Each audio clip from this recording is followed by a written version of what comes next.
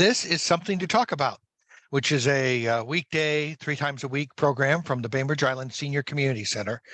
Our programs online are sponsored by Fieldstone Communities of Bainbridge Island, which offers day stay and respite care, memory care, and they're building independent living and assisted living up on Rolling Bay. If you'd like to learn more or to schedule a tour, jot down this number, 360-689-4314. Also, I'd like to acknowledge that we are meeting on the ancestral homelands of the Suquamish tribe, the people of the clear salt water, the people who have been shepherding and caring for this land since time immemorial. We are grateful for their work. We are very grateful for their hospitality as well. Today, we're going to be talking with, and I guess I can't really call you the new executive director or director of the library of Kitsap Regional Library, because Jason Driver has been on the job for the last year, and it's been an unusual year, so we can be forgiven if time has caught up with us. But with the COVID lockdown or slowly unlocking COVID, but you've had a very busy year yourself, Jason. I know you came to a contract agreement with the librarians and other staff this year, right as you started off, and you've also been getting to know Kitsap County better because you moved here, I guess, from the Chicago area. That's correct, Reed.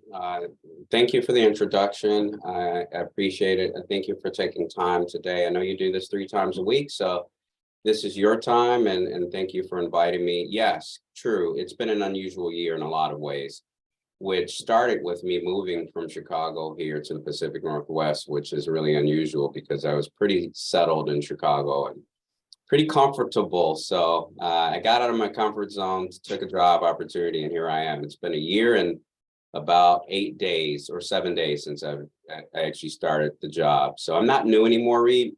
Right. And I just want to say hi to everybody else I see here, Sheila and Marcy and Ann and Charlie and Janet and Maria.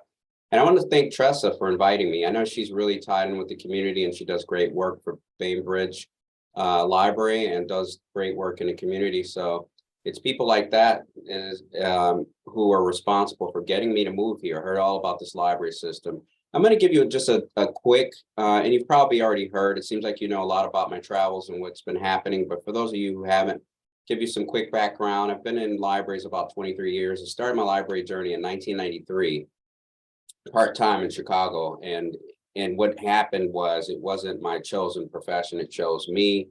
I ended up resigning 5 years later because I couldn't work 2 jobs anymore, and you know, most of my experience that I had was in social services. So basically I worked for the Department of Children and Family Services in Illinois and worked with abused and neglected children. And I also did some work with children who were at risk of emotional and mental and physical delays. And I also worked with adults who had developmental disabilities. So I've done a lot of work, but eventually the library called me back, and it's been a career ever since. I came back in 2004. So about 23 years all told, been here the last year. And yeah, it's been a heck of a year. That's really been a full immersion into everything that is Kitsap County. And so that's where my travels have really taken me since day one. And so I know that's part of what you wanted me to talk about is, you know, a few things that you kind of scoped out in the beginning is my community travels. And if you want, I can dig into that unless you have some questions around my experience in Chicago or anything else. I don't want to just hog this up with me talking. No, I think that's great, and I'm guessing that there are some things that are the same and things that are different from your experience in working in libraries. You were overseeing a number of different branches in the Chicago area, if I read the news right.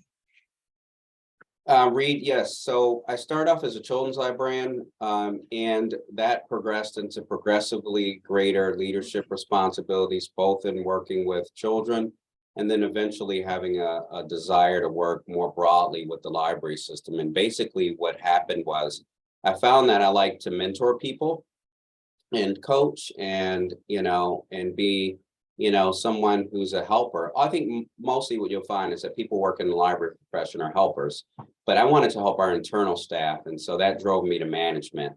And so, yes, before I came here, I managed 15 locations and primarily on the west side of the city, which is a pretty gritty area and has lots of challenges. Not all of the west side, and that's what most people would hear about, but there's a lot of different communities that I served. But primarily that was my territory. As a district libraries and one regional library. And so that was and about, I don't know, about 150 staff members or so all told. And I think that's what caught me up in the recruiting net to come here. I think that profile landed with the recruiter who was assigned to help fill the next seat, if you will, for this particular office, as Jill Jean retired after 15 years. So, I went out for it. I wanted to interview and figure out what that life was like, because I planned to be a library director, but I thought I'd stay in Illinois and do that, not move 2,000 miles across the country. Well, But here I am. Yeah, here you are, and you've been through a whole year, so you know all of our seasons now. And they're different from. We don't get quite as cold, but we get a lot wetter probably than you did before. I'm guessing that although you were talking about diversity in the Chicago system that you were working in a different way, I'll bet there's a lot of diversity that you're experiencing as you look at the different branches of KRL. Yeah, one of the differences here, and you talked about those similarities and differences, Reed. The similarities is just people are people. I know how to deal with people. I have a passion for people in general. And so that's what drove me to the broader side of libraries in terms of, dealing with people. And then, libraries are for the most part the same. We serve patrons who are eager to absorb our services, folks who are very literate and who are very passionate about literature and programs and book clubs and, everything that comes with the library. The differences have been really in the micro communities here, being that it's a rural community. And so for city-based library systems, we had 81 libraries and really 81 communities. But for the most part, you knew what you were getting when you got into those communities. And I think you know the same thing here, but I feel like each community has its different flavor. And I've had to learn that over the year, traveling to each of our libraries.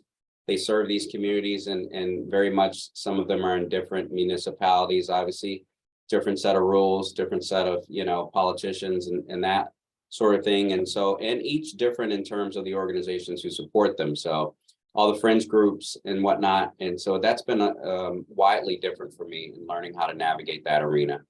But I wouldn't say the transition has been seamless. It's been learning opportunity and I've relished it because that's what I am ultimately, as a person who likes knowledge and likes to learn and I like challenges. And so I've been presented with a number of them over the course of a year. And you mentioned one of them, which is the negotiating the bargaining agreement that we so proudly reached with our librarians and other represented staff members.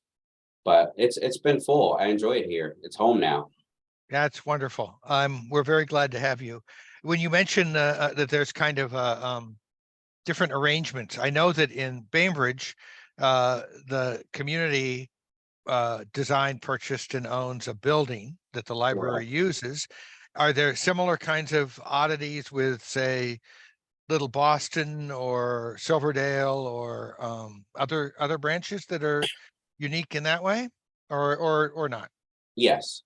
So each of our facilities is different than the other in its ownership stake and the community that you're catering to. So for instance, I'll stick in the north. Paulsbo is a library owned facility. And then when you move out to Kingston, that particular facility is the Village Green Community Center that is responsible for that particular building. Although we provide, services in that building, we don't own the building. We don't have an ownership stake per se in the building, but we work with a larger organization to be able to be co-tenants in that space and provide services for the broader community. And then, Little Boston is an interesting facility in that it's on tribal land. The tribe has built that particular library, and the services are, uniquely sculpted to be driven towards the tribe. And so it's governed by the, tribal hours and the tribal laws and rules. And so that particular situation is a little different. And we have building arrangements and MOAs with each of our partners. Obviously Bainbridge is its own entity. And, we have in the South Manchester, which is primarily governed by the Friends organization in Manchester, and they own that facility and have provided great care and love of that facility for years. And City of Bremerton owns the Downtown Bremerton Library, and Port Orchard is owned by the City of Port Orchard. And Silverdale is owned by the Central Kitsap School District and managed by us. And then, you have also, I'm leaving out one, of course, but Sylvan Way, maybe? Sylvan Way is where I'm sitting now. Sylvan Way is owned by the Kitsap Regional Library. So they're all different. And so, but each, for the most part, has a friends group that is also invested in the community, invested in the library. And so that's been a big difference too, because in Chicago, you maybe had, out of the 81 locations, you've had a handful that had friends organizations, and they weren't nearly as involved as the friends groups here. So it's completely different in coming here to this arena. And there's so much love for the library. There's so much passion and care that goes into, supporting all of these libraries. And I really appreciate that the community is really into the libraries and really not only supports the libraries by their tax dollars and by actually, paying,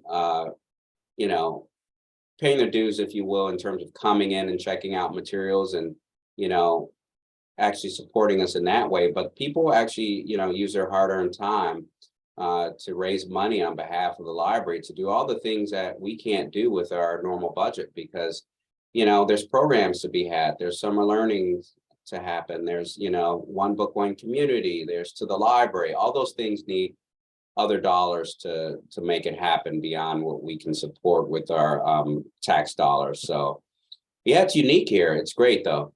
Yeah, I know that there are regular community art programs at the Bainbridge Library that I love to participate in. And I know there's special awareness and outreach for kids after school, which is a wonderful thing. It's located so close to the school that, like you said, people who are involved in library work are often people who are interested in helping other people. And I see that a lot in our local library, and I'm sure it's true throughout the whole system. In your discussions this year, and I don't want to put you too much on the spot, but are there some things that pop up that you think are longer term things that need to be explored, things you might be able to work on for the communities that you've talked to? Yeah, I mean, there are lots of things. Year one was really about exploration, learning, figuring out what are the real touch points here. One of the first things that we really need to do is stabilize a workforce in terms of getting a new collective bargaining agreement and really make sure staff feel supported, they feel cared for, they feel like this is a great place to work and that they feel safe here. And that's still very much my passion. And without that, we can't serve the community unless we have staff members who feel supported at work and they feel like they can, undertake their craft and do it in a way that really provides a lot of joy for them, and then thereby providing a lot of joy for the community. But in doing that, yes, what I'm trying to uncover now is what is the long-term plan for this library system. And so really, I have to be, unselfish with that and not think about my particular tenure, however long that is. And so it's strengthening investments here. We're doing a new website this year. We're looking at a mobile app for accessing the library. We're looking at book lockers. We're looking at how do we get the library into the hands of people who are in more remote areas. And so we don't have the ability to pop different physical plants in a community. So it's really looking at that. And then internally, staff development, who are the next leaders at Kitsap, who's going to replace me down the line, we've got to develop our people here, and we've got to attract more people to the library in terms of having them, know that this library is very valuable, and that we need a library that's going to be here long after all of us aren't here. And so what does the future of libraries look like? On a national scale, we have to play that down here. We can't wait for people to decide for us. So I'm really looking at strategically 5 years from now and then thereafter, what will the library be for the residents that are here? So it's very long-term thinking right now. And so, yes, Anne, I think you had a question. Yeah, thank you. The last 15 years has seen a lot of loss of books, and the drive was pretty much toward the mobile apps and things like that, and audiobooks and getting Libby, that kind of stuff, ebooks. And I'm just curious what your feeling is about physical, actual paper books. Yeah, so I like books. I like to turn pages. We were just talking about this in leadership team today. I was asking everybody what they were reading and for book recommendations. And we have to understand their library users are a lot different today. We have folks who are accessing books in all different forms. Some people are principally audiobook readers. And I say readers, and not if anybody's on, you are listening to a book, and that's part of reading too, is the auditory experience of a book. But to answer your question directly, it has to be a balance. I want physical books because we still have people who want physical books. I'm one of them because I'm a library patron as well as a director here. Like, I use our services. So yes, it has to be a balance of materials. We have to constantly meet the demand of the entire community. Do I want more books? Yes. There's certain things that move away, like, pure reference sections have no longer become a necessity in libraries because of the advent of the digital world, right? You can access those things on our, in our digital spaces. But for actual books, novels, nonfiction, whatever, I want those books in the hands of people, and I want them in the hands of young readers on through, yeah. It'll happen. We're going to keep that balance, though. It has to be a balance. Yeah, and the other thing that that I think we were talking about a little bit before we came on were sort of specialty materials. You mentioned references, and I know we have some historical museums who capture historical documents, but there are also probably materials that would be related to specific topics to our area. What's Kitsap Regional Library's view about sort of, inside this library materials? Like, I'm thinking about history of the, tribal histories, or books that are written about indigenous art. Or we had a conversation earlier this week about Black history in Kitsap County. And so as materials are, come out about those kinds of things, is Kitsap Regional Library a place that one might go to try to find those materials collected? The answer is yes, you should, because we're a library. We, as information professionals, have a duty, firstly, to the community to represent what the community is. And so will be a passion. It is a passion of mine. But as we go, yes, we should be collecting in all forms the histories of the people who live here, who've inhabited this place, who make up the fabric of Kitsap County. So yes, it should be art. It should be, art in all forms, right? You should represent that in a library in some way. Programmatically, obviously, having the books, we need all of it. And so how do we do that, right? Because you've seen a lot of, like, when I was in Chicago, we had this huge push for, everything to be digitized. So, you took all that stuff and you put it in digital form, but, that's great. And you should have things that are preserved in that format. But also, I'm always thinking about the library from the perspective of how people learn, right? I'm a very physical person. I am very hands-on. I'm a very tactile person. I need to, the way I learn is to be up close and personal. I need to, certainly you can't just go and start touching art, right? But I need to have a 3D representation of that where I can like take it in. I need to like listen to some music, all of it, right? Our libraries have to be responsible for that, for the communities that they serve. So my view is that, yeah, we need a collection development policy that incorporates all of those elements of the community. And so that's something to be developed. And, you know, I would say ask me that in a couple of years and see where we are. But yes, I do have a commitment to representing the community in the library in different ways. Those Great. conversations are already started with the tribe. So I've had introductions to, you know, Port Gamble-Sklallam tribe and the Suquamish tribe. And so we need to develop more robust partnerships to learn about those tribes. And it's our duty to learn. We can't wait for them to come to us. And so I'm really trying to do that right now to you know, build those relationships and have more longstanding partnerships where we can be taught and we can be able to bring that knowledge to the community. Because people come to libraries, they want that stuff. They want to know where you're going to come to. Most people will Google, right? But then the people who really want to get the information and have it interpreted in the right way are coming to library professionals to do that. So That's great. Thank you. That sounds like a wonderful direction, and I will come back to you in a couple of years, see yes. where we are. Sheila, you have a comment or question? I have a question. It's very personal. But first, of all, welcome, Jason. We're very glad to have you. Thanks, Sheila. I hear wonderful things from Tressa about you, who is my buddy at Bainbridge here. I volunteered as for 5, 6, 7 years at the Bainbridge Library up here, sorting the books or getting the books in order on carts, so that people could go and take them off the carts and shelve them. And I absolutely adored that work. The organizational aspect of it was very fulfilling. Anyway, of course, the COVID hit, and therefore I wasn't doing it anymore. And I was hoping that once the COVID went away and some things happened, well, I guess what I'm going to ask is there any possibility of any volunteer things other than Friends of the Library, which is fine. I mean, I can be part of that too, but to do specific things within the books, that's my background, my educational background. So that's why I'm asking.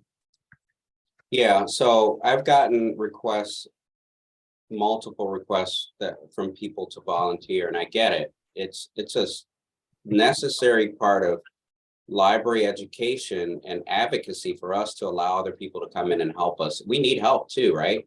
I want the community here helping us. So I'll just be very candid. It's a conversation we're working through with our union partners to be able to talk through what represents, you know, quite frankly, the librarian's duty or the library worker's duties and what can be volunteer duties. So we need those crafted out with our union partners so we can have clear lines for what volunteers can do and can't do.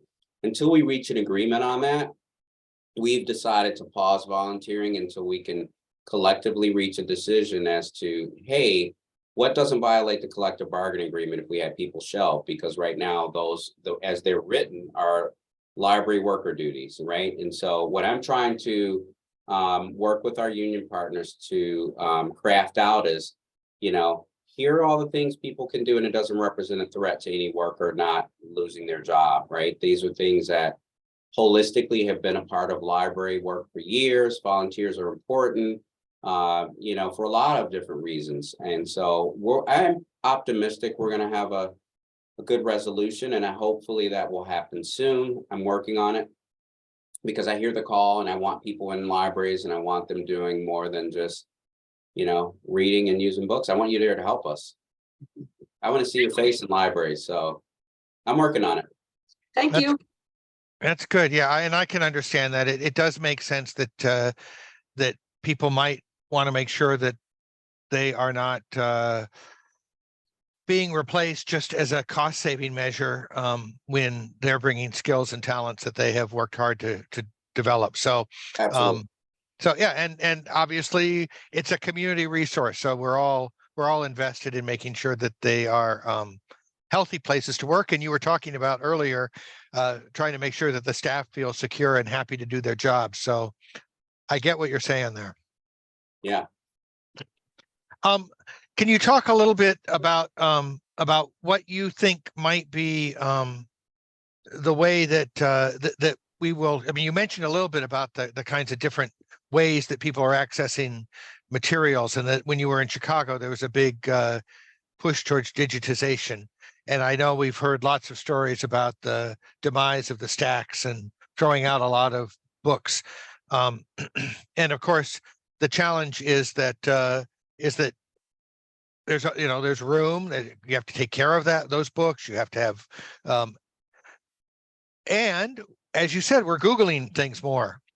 So you're talking about an updated website. Are you also seeing updated access digitally for people for whom that kind of approach is the way they're going to look for the library? Yeah, I mean, a updated website is going to do more than just provide, a better way for digital users to access the library. But, it just we're going to have a more accessible website in general for people to read and use, and just even finding books that they may want to check out and put on hold.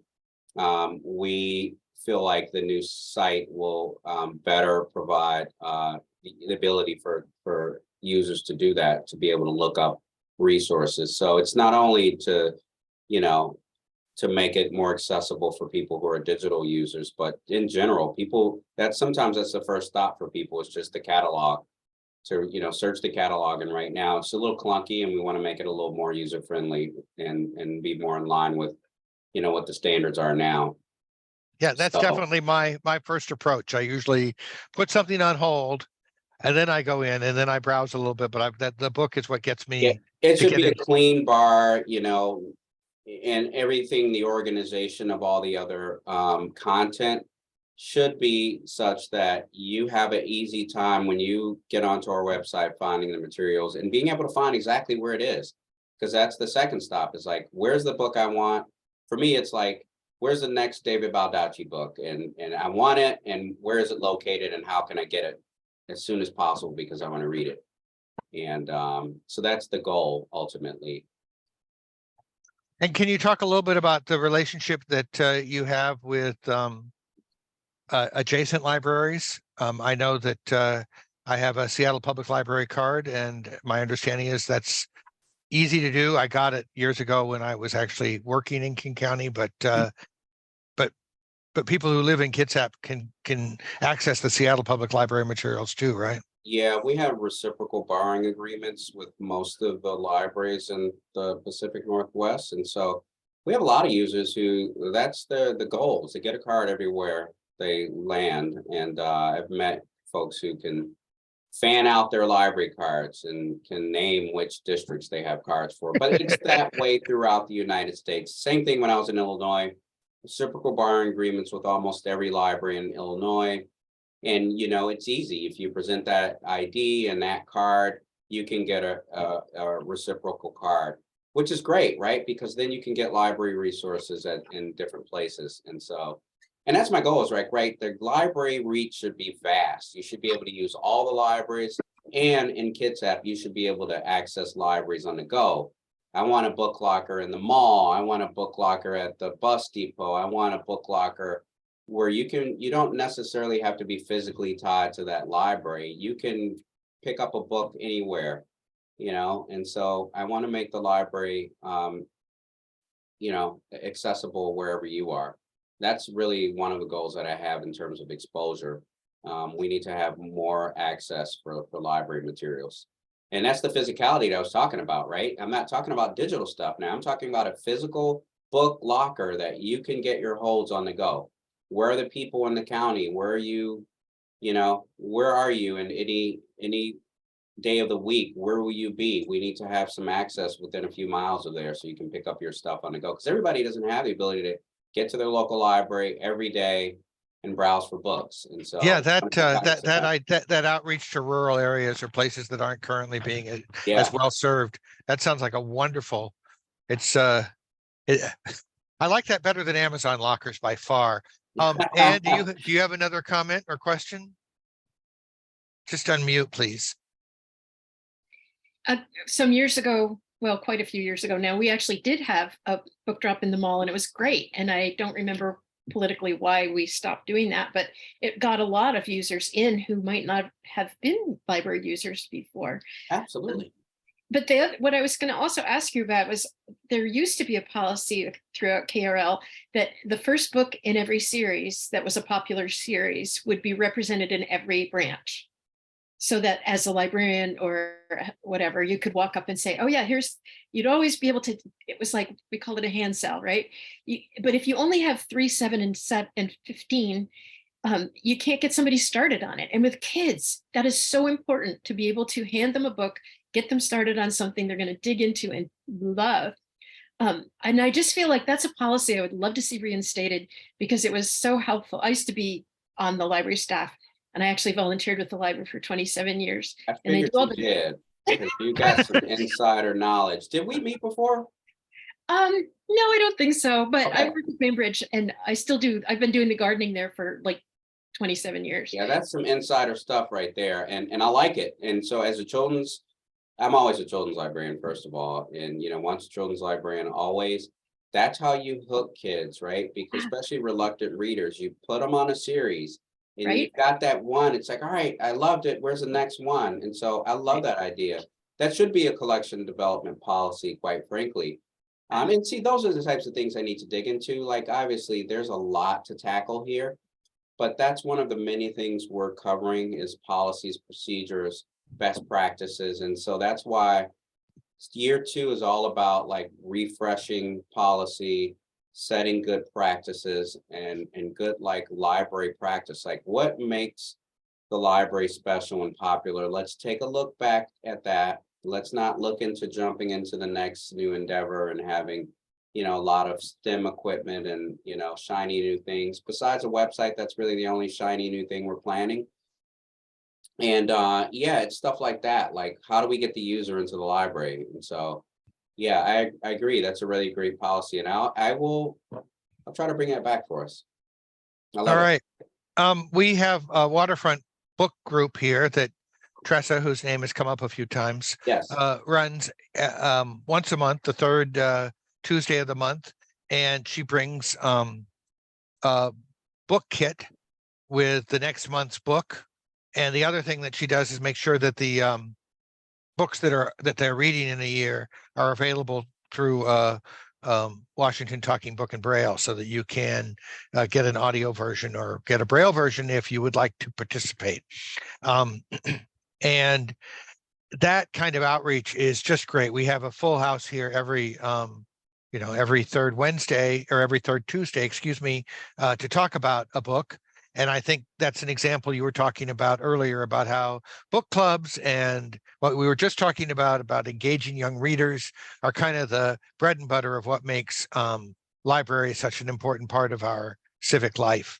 And so I hope that is something that we can continue to grow on. I know that encouraging book groups generally, I know you have a book kit series so that you can actually, if you're running a book group outside of an organized one through the library, you can sign up and get book kits, maybe finding that a little easier to get involved with. So your group of 5 or 8 people can all be reading the same book and not have to be fanning out your library cards to try to find out where you have to go to pick up the book you're all reading. Yes.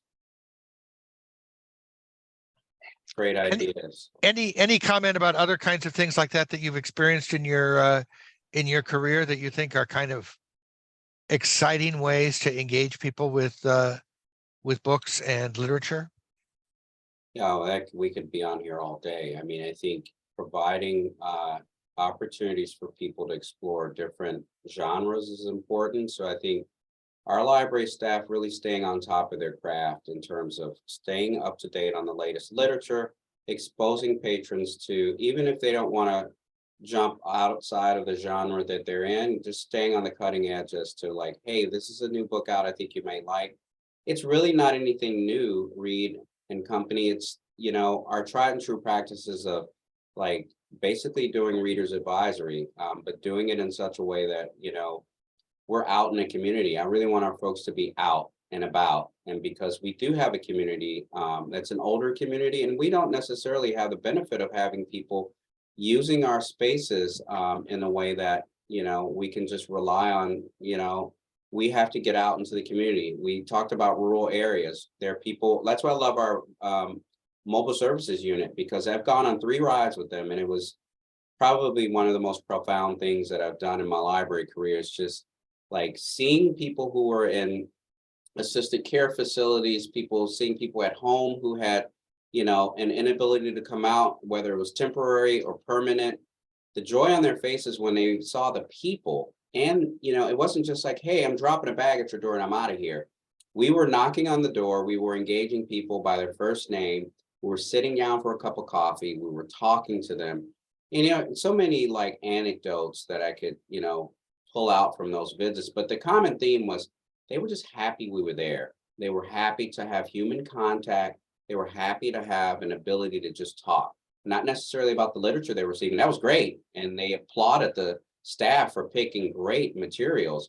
But it's really, I think what I'm trying to say, Reed, is we need to craft our services around the user and specific experiences. So if you want to have, even in your own home, and you have a group and you want to do a sci-fi book club and you want us to research like what we could do in a series to promote that, we should be able to do just like we do for teachers when they're doing lesson planning and they want to do a unit on, Native American history, for instance. We could curate a list of books and experiences, and we can help a teacher with that lesson plan. And we can do that, for just about all of our users, if that's something that was really requested. So I think it's really just staying in tune with what people are reading, what the, kind of issue of the day is, and being able to, craft some materials around that and some resources around that subject matter. So Well, we're I'm subject matter experts in a That's- way, in terms of researching it and getting the information. We're not necessarily subject matter experts on all subjects, but we're like the jack of all trades, right? We have the ability to research and get you the best possible resources that you can use for whatever you want to do. That's very that just blows my mind. That's very exciting. I'm looking forward to thinking about new ways to engage with the library just from this brief conversation. Yeah. And I also appreciate the welcoming of participating. I know that, for example, decisions about buying books and staffing, those are all ongoing things, and there's limited budgets, and you have to work so far in advance. We were very grateful that the Bainbridge branch was able to work with us, and we purchased some books to support the Bainbridge Island Reads for Justice program, the stamped remix book. Mhm. And John was really helpful in helping us get about half of the books that we bought into the library, just kind of a pickup. Oh no, these you don't check out. They're you just take them and use them and bring them back. And they were happy to support us in getting those books out to the community, even though they were kind of above and beyond, outside of the, they didn't fit any box. And I love that kind of collaborative work. So Yeah. that's a great way that the library can, do what they can do. That's sort of the attitude I have about the senior community center. It's like, well, what can we do to make that work? Or what can you do with us to help make that work? And it's exciting to think of the library as a partner in that kind of thinking. Yeah, you're right. And I think you landed on the key word, partner. And that's really the flavor of what libraries have become, in terms of, we still have the, physical plants that house the materials, but in order to be effective, we've had to rely on partnerships in a way that we have never really had to rely on. And that's been important, right? Because there's so many needs out there, and there's so many different types of communities and communities within communities. And the very one that we're talking about today and talking to, Tressa's done a wonderful job. John's done a wonderful job. How do we get all of our librarians out into the community and really catering to those community needs in a way that we haven't before? And so that's what I'm really trying to get everybody to see too. Like, hey, we have to really build up our outreach, and we can make sure that we can, go do things like, the stamp book club, which is great. So I told you it'd be about 45 minutes. Does anybody have a final question for Jason? anything that you want to leave us with, or we want to thank you for taking the time for sure. Yeah, I wish we had more time. I want to hear more about you all. And so maybe that can be the next visit. I want to, Reed, did you used to be in radio? Yeah. Yeah, I can tell. So I would love it if next time you have some time. I know you have lots of free time. Of That you course, copious that, amounts. that next time you're on the island, let me know, and I'd love to have you come down here and take a look around. And I would love to. I feel like I have to because Tressa's spoken fondly of you all, and I'm really appreciative of her and her skill sets and her outreach, and I know she gets a lot of respect from you, and well deserved. I'd love to But- come out if you'll have me. Oh yeah, absolutely. Yeah, Tressa is on the board of directors, and we are grateful for the library and her supervisor for cooperating to allow her to participate. The senior center does a lot of things during the business hours, Yeah, and but I think having somebody from your staff on our board, I mean, it's those kinds of connections that make the partnership that you were just talking about. absolutely. And we're grateful to her. So thank you for having me. I really appreciate the time. And I'm going to take you up on that opportunity to visit. Okay, we look forward to it.